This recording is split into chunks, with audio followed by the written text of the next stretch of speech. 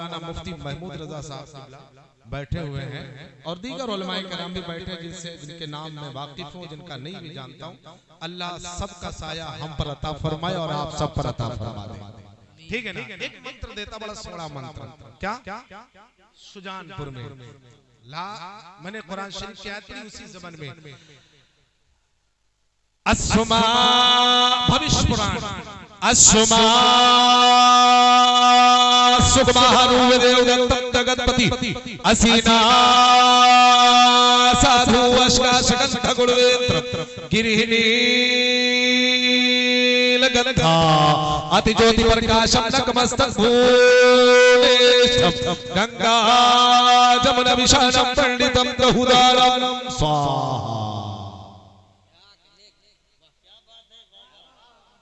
आप समझ गए कि नहीं समझे सुजानपुर वाले?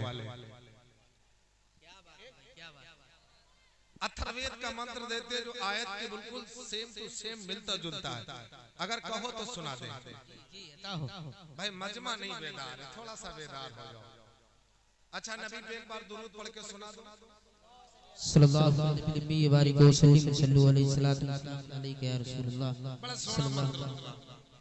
सुजानपुर वाले थोड़ा सो रहे हो क्या? जरा बेदार हो जाओ। अच्छा मैं एक शेर पढ़ता हूँ, देखता हूँ, फिर आपको मंत्र देता हूँ, फिर उसका उल्लेख करता हूँ जो बहुत ज्यादा प्रसिद्ध हुआ है। बहुत सोरी शेर है, बहुत पाकीज़ा, बहुत अच्छी शेर दे रहा हूँ। मुलाहिज़ा फरमाए। जामे रसूल जामे पीने चला गया। क्या कहने बेशक। अब अगर नहीं बोलोगे तो मेरे को पता है कि मैं अपना टाइम गुजार के वापस चला जाऊंगा। आपको बोलना पड़ेगा अगर कुछ लेना है। जामे रसूल जामे पीने चला गया, जामे रसूल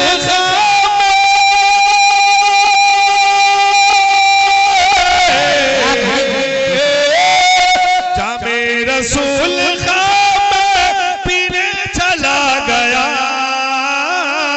क्या तैबा की सरजमीन पे जीने चला गया।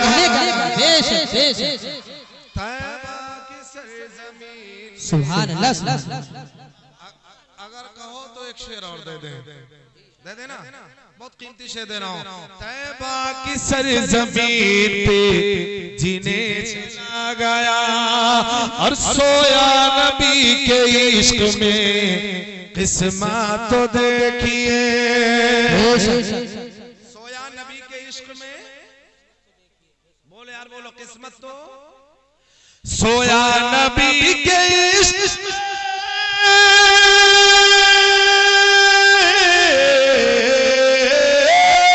सोया नबी के इश्क में किस्मत तो देखिए। क्या पल भर में इंडिया से मदीना चला। सुभान अल्लाह। क्या कहना, जिंदाबाद। इंडिया से मदीना चला गया। मैंने कुरान की आयत पढ़ी है, अल्लाह तबदल इरशाद फरमाता है ला इलाहा। हमें यार बोलिए, स्टेज वाले बोलो, आप बोलो ला इलाहा, ला इलाहा। आओ मैं तुमको अथर्ववेद का मंत्र देता हूँ, बड़ा सोना मंत्र देता हूँ, बहुत ही महत्वपूर्ण ब्यूटीफुल मंत्र देता हूँ। अथर्ववेद का मैंने पुस्तक उठाई, किताब उठाई, जब मैंने वर्क को खोला पलटा, बड़ा सोना मंत्र मिल गया। आप कहेंगे मौलाना साहब वो मंत्र कौन सा है, जरा जल्दी बता दीजिए। ऐ मेरे मिल्लत के नौजवानों, आओ हम तुमको वो मंत्र देते हैं। अथर्ववेद है, अथर्ववेद है, हिंदू भाइयों के मजहब की किताब है, वो पुस्तक है, धार्मिक पुस्तक है। उस पुस्तक का मंत्र बड़ा सोना है, बड़ा पाकीज़ा, बड़ा पवित्र मंत्र है। क्या लिखा हुआ है उस मंत्र के अंदर, क्या है और मंत्र में गवाही क्या दे रहा, वो मंत्र बोल क्या रहा, बड़े अच्छे अंदाज में कह रहा। क्या कह रहा, क्या बोला, जरा तवज्जो के साथ सुनिएगा। यको जगदीश्वरा, यको जगद्गुरु, अवतार शक्ति स्वरूप, शक्ति स्वरूप सर्वदा सम्माना। अब सुजानपुर वाले समझे कि नहीं समझे? बोलो यार, समझो कि नहीं समझे? नहीं समझे ना? समझा दे। हजरत अल्लामा मौलाना अब्दुल मुस्तफा साहब किबला तशरीफ फरमा, माशाअल्लाह बड़े अच्छे खतीब भी हैं और अल्हम्दुलिल्लाह हमारे ससुर भी हैं। हाँ, तवज्जो जी जी। क्या ला इलाहा, बोलो बोले ला इलाहा इल्लल्लाह। और हमारे हिंदू भाइयों के यहाँ जब रामायण बैठती है, भागवत कथा बैठती है, बड़ा सोना एक जुमला कहते हैं और उसे बार बार कहते हैं। मेरे फरमाइश की गई थी यही बोलना, मैंने कहा ठीक है यही बोलता हूँ, कोई बात नहीं। क्या हिंदू भाइयों के यहाँ रामायण बैठती, देखे कि नहीं देखे, कभी सुना कि नहीं सुना? एक जुमला कहते हैं, वो जुमला क्या बोलते हैं? आ जाएंगे। एक जुमला पढ़ते हैं, बड़ा सोना जुमला पढ़ते हैं, बार बार पढ़ते हैं। आप कहेंगे मौलाना साहब वो क्या पढ़ते हैं? हमारे हिंदू भाई भी आए हुए, जरा तवज्जो के साथ सुनिएगा। आपके यहाँ भी पढ़ा जाता है, बार बार पढ़ते, एक बार नहीं बार बार रिपीट करते, दोहराते हैं। जब मैंने उसको पढ़ा, सुना, समझा, उसको जो है मैंने गौर व फिक्र किया, उसका लब्बे लुबाब देखा, मेरे दिल की तबीयत हरी भरी हो गई। आज सुजानपुर वालों, ऐ मिल्लत के नौजवानों, एक नहीं दो चतुर्वेदी को बुलाए हो, कुछ ना कुछ के जाना। ऐ मेरे हिंदुस्तान के हिंदू भाइयों, जरा तुम भी तवज्जो के साथ सुन लेना, बड़ी सोनी बात कही गई है। पंडित जी एक जुमला कहते हैं, वो बार बार कहते हैं, क्या कहते हैं? नाथा सकल संपदा तुम्हारी, अरे मैं सेवा का समेत सुतनारी। यही तो कहते हैं। सुने कि नहीं सुने? कभी सुना कि नहीं सुना? ये कहते हैं नाथ सकल संपदा तुम्हारी, मैं सेवक समेत सुतनारी। अब ये जब मैंने जुमला सुना, जब मैंने इसे सुना, देखा, समझा, मैंने पंडित का दामन थाम लिया। ऐ पंडित जी जरा इसका अर्थ बता दीजिए, इसका निचोड़ बता दीजिए, इसका लब्बे लुबाब बता दीजिए, इसका माना बता दीजिए। आखिर इसका माना क्या है? इसे बार बार क्यों पढ़ते हैं? आखिर इसे बार बार क्यों दोहराते हैं? आखिर इसके अंदर कोई ना कोई राज तो छुपा होगा। आखिर ये बड़ा महत्वपूर्ण होगा, बड़ा सुंदर होगा, इसीलिए बार बार पढ़ते हैं। पंडित जी ने कहा बताओ ना क्या पूछना चाहते हो? मैंने कहा यार तुम्हारे धर्म के अंदर, तुम्हारे रामायण भागवत गीता के अंदर ये बार बार पढ़ते हैं, नाथ सकल संपदा तुम्हारी, मैं सेवक समेत सुतनारी। इसका अर्थ बता दीजिए, इसका निचोड़ बता दीजिए। 40 मिनट का टाइम मिला है, मैं जल्दी कर रहा हूँ। पंडित जी ने ऊपर से नीचे देखा, मैंने पढ़ा, बोले ए मौलाना तू कहां से लेके आया? मैंने कहा यार पढ़ते तुम हो, किताब तुम्हारी है, पुस्तक तुम्हारी है, भागवत तुम्हारी है, रामायण तुम्हारी है, मैं पढ़ रहा हूँ, इसका अर्थ बताओ ना। जब इनका अर्थ बताया, कहा मौलाना सुनो, इसका अर्थ ये है कि नाथ सकल संपदा तुम्हारी, एक भक्ति करने वाला, एक चिरौरी करने वाला, एक इबादत करने वाला, अपने ईश्वर को साक्षी मान करके, अपने मालिक को साक्षी मान करके कहता है ऐ मेरे मालिक, ऐ मेरे पालने वाले, ये जो जमीन है, ये जो जमीन है, ये जो आसमान है, ये जो चांद है, ये जो सूरज है, ये जो सितारे हैं, ये जो कहकशा है, ये जितनी भी चीजें सब तेरे और तेरे लिए हैं। नाथ सकल संपदा तुम्हारी, ए मेरे मालिक, ये जो जमीन और आसमान के दरमियान में जितनी भी चीजें सब तेरी, तू ही मालिक है और सब तेरे लिए। अब मैंने पंडित साहब को रोक दिया, मैंने कहा यार जरा ठहर जाइए, अब मुफ्ती साहब की बारगाह में चलते। मुफ्ती साहब कुछ तो बताओ ना, कुरान क्या बोल रही है? ये नाथ सकल संपदा तुम्हारी, इसका अर्थ ये हुआ कि ये जो सारी कायनात है, ब्रह्मांड है, दुनिया, जमीन और आसमान, इसको ये सब तेरा और तेरे लिए, तेरा ही कब्जा, तेरी ही मिल्कियत है। एक ईश्वर की दरबार में ये विनती की जाती है। जब मैंने मुफ्ती साहब से पूछा, ए मुफ्ती साहब जरा तवज्जो कीजिएगा, ए सुजानपुर के कुर्बो जवार के सुन लीजिए आले मुसलमान भाइयों, ए मेरे मुल्क की हिंदू भाइयों, जरा तुम भी तवज्जो के साथ सुन लेना। तुम्हारी भी पुस्तक में यही आया, सारे संसार को बनाने वाला अगर कोई कोई एक है तो वो मालिक वहदहू ला शरीक है। आप कहेंगे कैसे? मैंने मुफ्ती साहब से पूछा ये जमीन का मालिक कौन है, आसमान का मालिक कौन है, जमीन के अंदर जो चीजें हैं उस पर कब्जा किसका है, आसमान के नीचे जो चीजें हैं उस पर उसकी मिल्कियत किसकी है? तो मुफ्ती साहब ने कहा मुझसे मत पूछो, कुरान से पूछो, कुरान से। मैंने कुरान से पूछा, कुरान अब तू फैसला कर, कुरान तू बता।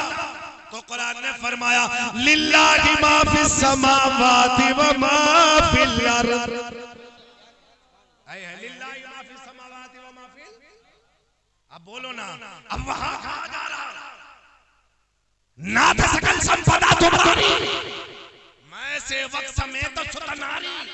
ये कहा कि ये मेरे परवा, ये मेरे मालिक, ये मेरे ईश्वर, ये जमीन आसमान चांद सूरज सब तेरा तेरा नहीं बल्कि मैं, मेरे घर की औरतें भी, सारी कायनात को बनाने वाला बस तू है तू। आप कहेंगे सुजानपुर वालों, आप कहेंगे मौलाना साहब हम किसको माने और कितने माने? अब जो मैंने मंत्र दिया था उसी मंत्र की तरफ आ जाओ। जब मैंने अथर्ववेद पढ़ा अब मुझे पता चल गया कोई तो जमीन और आसमान को बनाने वाला है, संसार का निजाम चलाने वाला कोई तो है। अभी ये नहीं पता चला कितने हैं, अभी ये नहीं पता चला कितने हैं।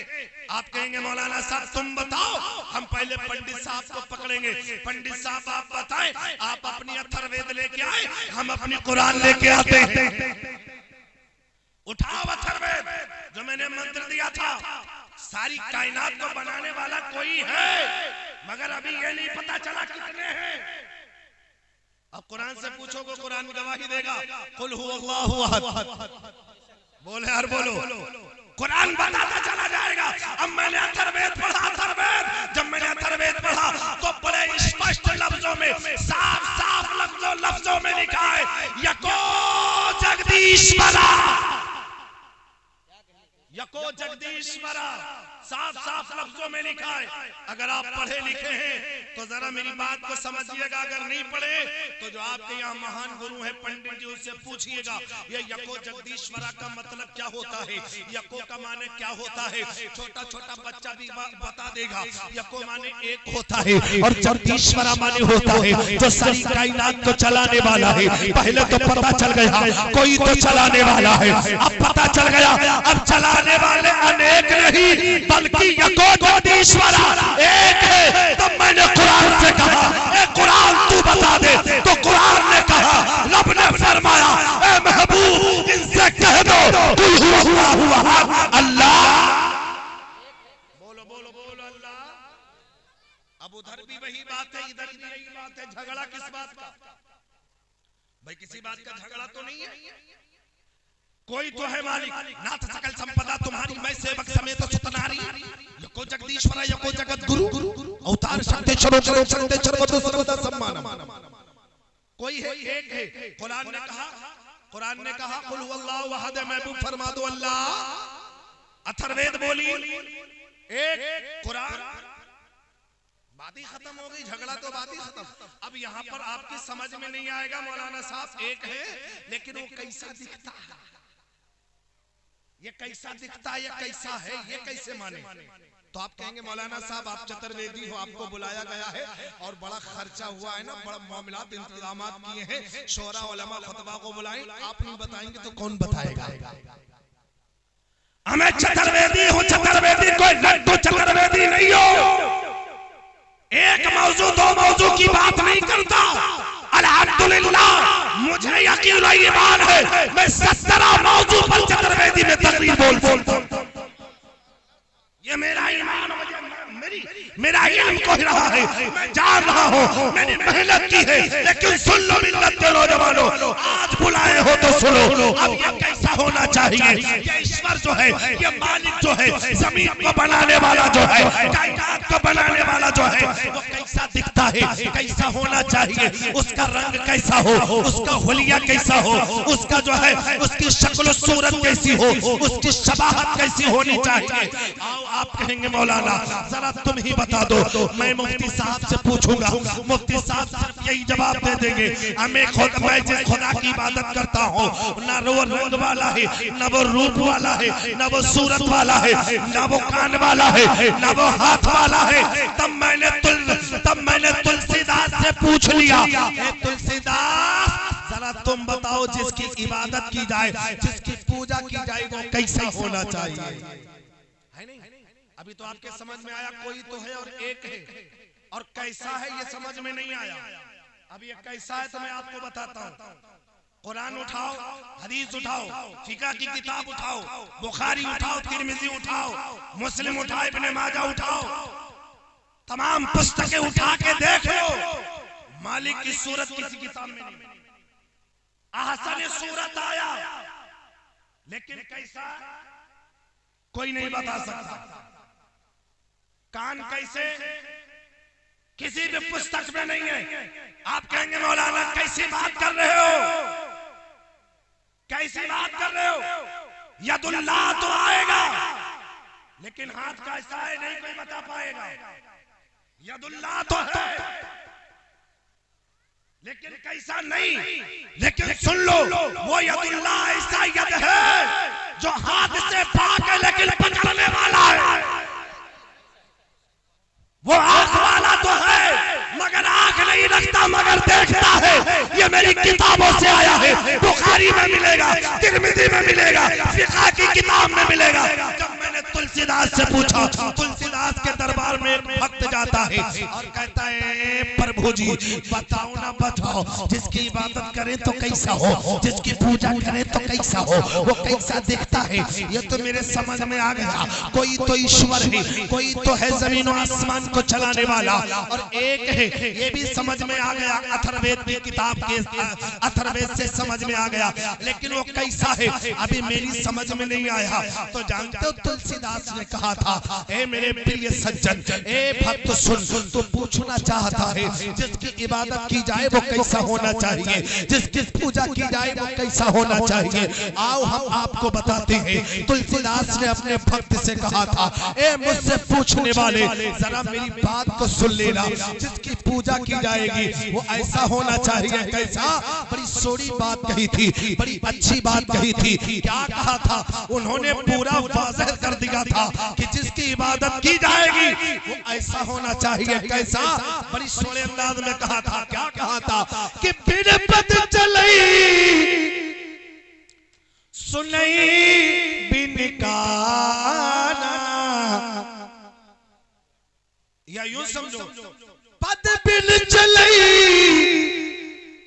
सुनई बिन काना, अरे कर बिन करे में करई विधना। नहीं समझे?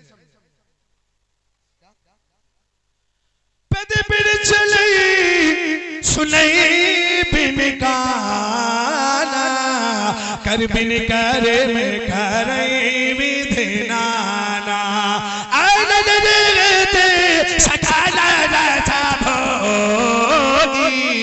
अरे बिन बानी बकाता बड़ा जोगी, अरे तेरे बिन पहले से बिन देखा, अरे करही गराना बिन बासा असीसा। नहीं समझे? अब कहो समझा दो तब समझाएंगे। मजमे से कोई बोले एक आदमी, अच्छा एक बार पूरा मजमा कह दे या रसूल अल्लाह। अभी भी आधे लोग कमजोर है ना, सुनने के मूड में नहीं है। अल्हम्दुलिल्लाह 40 मिनट का वक्त लगा, 40 मिनट अहम बातें दे रहा हूँ। क्या ये तो समझ में आया कोई है, और ये भी समझ में आ गया एक है। अब ये भी समझ में आ गया कैसा है। मैंने सारे उलमा से पूछा कैसा, जिसकी इबादत की जाए तो सारे लोगों का जवाब यही है, मेरा खुदा आज़ाए जिस्मिया से पाक है, हाथ नहीं रखता मगर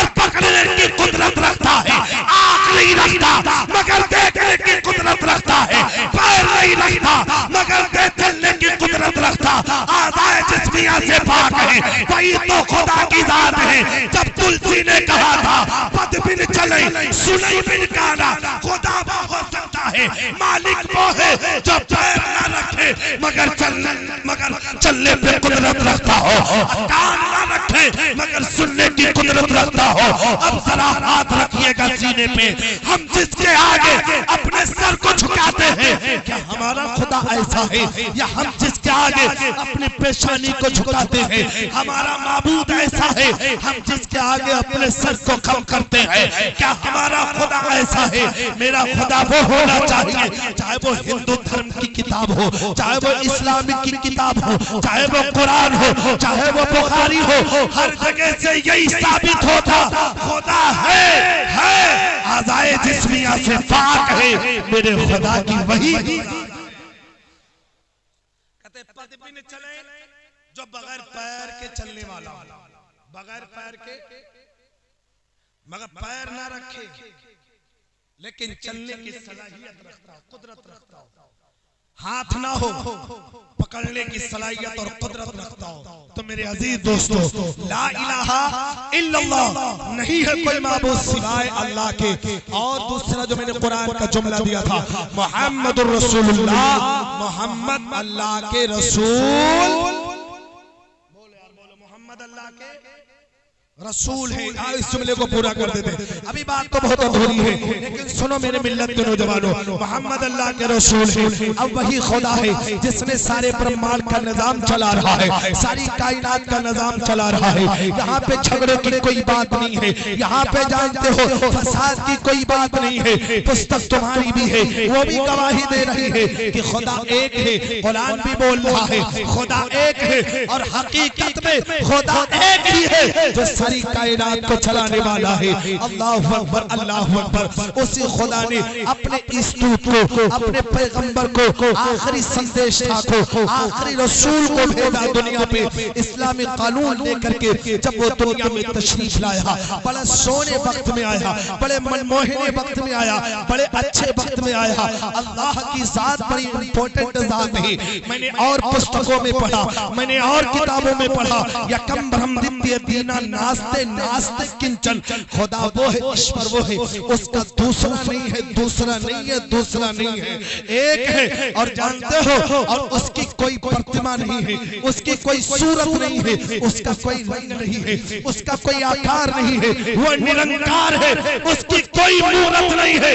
उस खुदा के आगे झुको जो निरंकार हो, उस खुदा के आगे इबादत करो जो निरंकार हो, जिसका कोई आकार ना हो। अल्लाह है कैसा?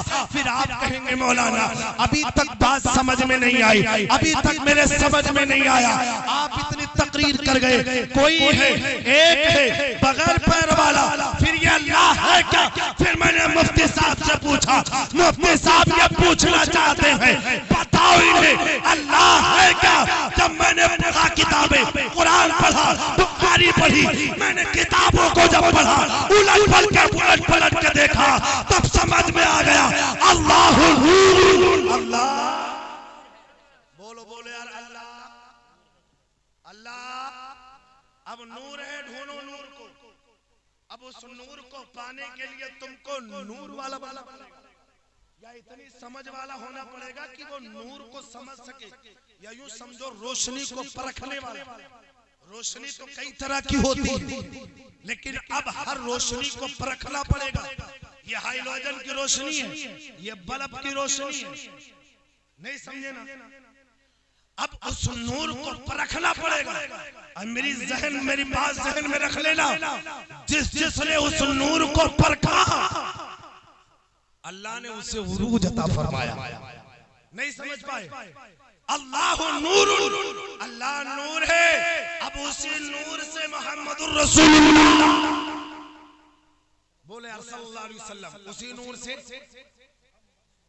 उसी नूर से। अब इस पर नूर की जब पड़ी बात, अब वो जो नूर आया तो सारे कायनात में, सारे ब्रह्मांड में, सारे संसार में, सारी गीति में, सारी दुनिया में, सारे पूरे ब्रह्मांड में वही नूर के चर्चे, उसी के चर्चे। इस पर नजर पड़ गई थी कबीर की तो वो बोल पड़े थे, अपनी जबान को खोल पड़े थे, बड़े सोड़े अंदाज में बोला हो तो कह दे। क्या अपने अंदाज में बोल के कहा, क्या कहा जानते हो? अब वो जो नूर वाला पैगंबर आया, आखिरी संदेश आया, उसके चर्चे सतयुग, कलयुग, त्रेता युग, हर जग में, जग में, कण में उसके चर्चे। तब नजर पड़ी कबीर की तो वो बोले, अपनी जबान को खोले। कैसे बोले? बड़े सोले अंदाज में,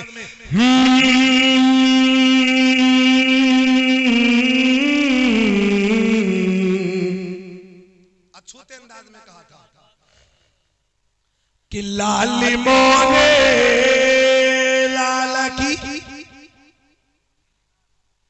जित देखो चिचिला,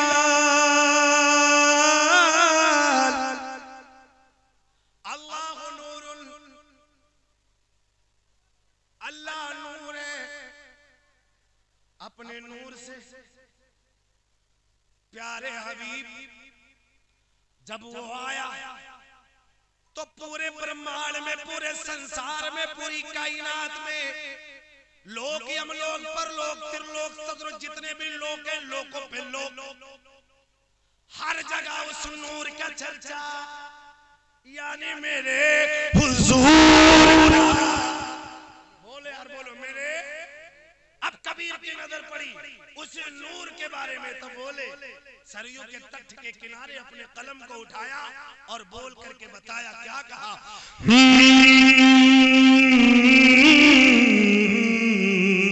लाली मोरे लाला की जित देखो चित लाला, हमें जहां देखो, जिधर देखो वहां, सुजानपुर में देखो उस नूर के चर्चे।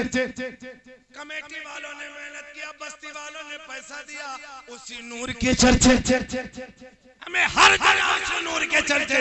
नजर पड़ गई तो बोले लाली मोरे लाला की जित देखो चित लाल, अरे लाल देखने मैं गई, हो गई मैं लालो यारा, हो गई मेला।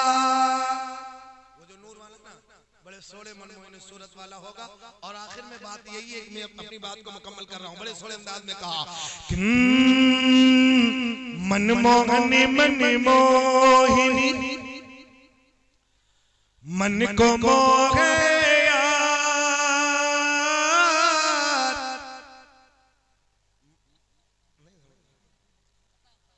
मनमोहनी मनमोहिनी मन को मोहे यार, अरे प्यारे नबी की सूरत ऐसी, प्यारे नबी की सूरत ऐसी, मन को मोहे यार, हो भैया मन को मोहे यार।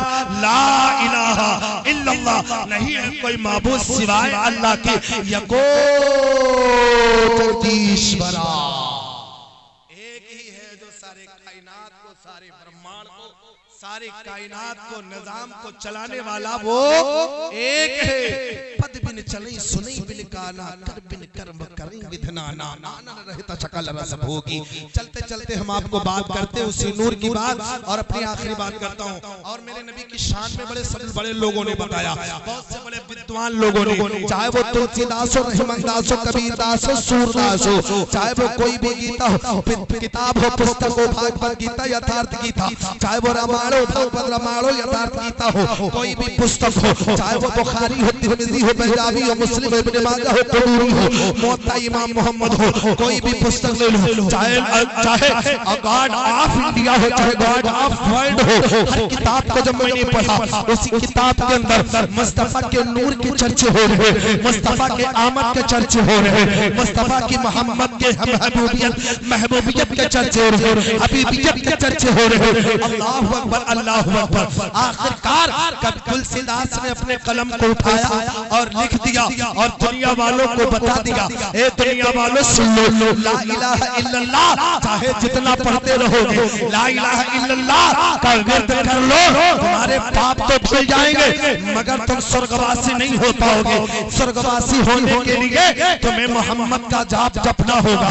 जब मैंने अंत ही मंत्र पढ़ा, ला इलाहा इल्लल अम्मा हरणे पापम जन्म वैकुंठ प्राप्त हुई जपो नामे मोहम्मदा।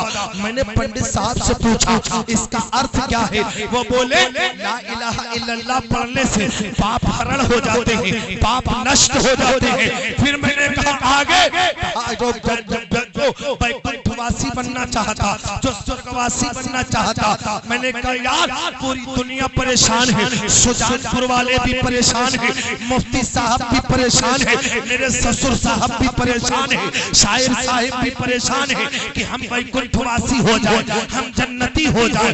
पूरा इलाका चाहता है, पूरी दुनिया चाहती है हम स्वर्गवासी हो जाए। तो जानते हो अब स्वर्ग में जाने के लिए तुम्हें एक विर्द को जपना पड़ेगा, एक मंत्र को जपना पड़ेगा। अगर आप वैकुंठवासी बनना चाहते हैं, आप कहेंगे मौलाना जल्दी बताओ मुझे जन्नत के लिए टिकट चाहिए, और टिकट है क्या? मैंने हिंदू भाइयों की पुस्तक पढ़ी है, उसी पुस्तक के अंदर एक मंत्र है ला इलाहा इल्लल अम्मा, जिसको अंतही मंत्र कहा जाता है। ला इलाहा इल्लल अम्मा हरणे पापम, ला इलाहा इल्लल्लाह सारे पापों को नष्ट कर देता है, पापों को खींच लेता है, पापों को मिटा देता है। मैंने हदीस में देखा, मैंने मुताला किया तो पढ़ा जो बंदा ला इलाहा इल्लल्लाह पढ़ता है, अल्लाहु अकबर, मुताला करो किताबों का, गुनाहों से पाक हो जाता है। अब तुम्हें जन्नत में जाने के लिए, वैकुंठ में जाने के लिए इसी जुमले का, इसी मंत्र का आगे वाले लफ्ज पर तुम्हें अमल करना पड़ेगा। ला इलाहा इल्लल अम्मा हरणे पापम जन्म वैकुंठ प्राप्त हुई जपो नामे मोहम्मदा। अगर तुम मोहम्मद को अपना लोगे, मान लोगे, कसम खुदा की तुम्हारी दुनिया भी जन्नत और आखिरत में भी जन्नत मिल जाएगी। आखिरी जुमला दे रहा हूं, इस पर नजर पड़ गई थी कभी तुलसीदास की, तो वो बोले बड़े सोरे अंदाज में बोले, बात तो आखिरी कर रहा हूँ, क्या बोले? मोहम्मद के बगैर कुछ होने वाला नहीं। क्या कहा?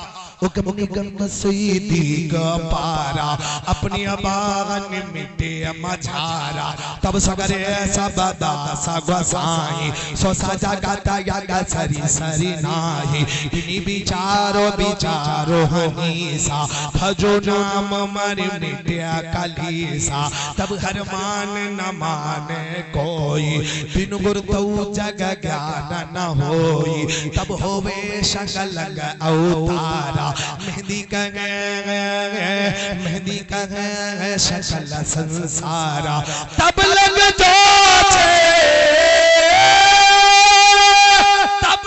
जो सुंदर होई, बिना मोहम्मद पारा न होई।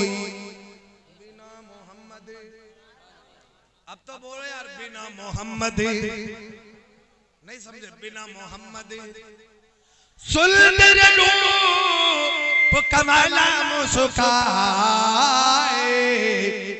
नाम मोहम्मद जगह जगह छाए।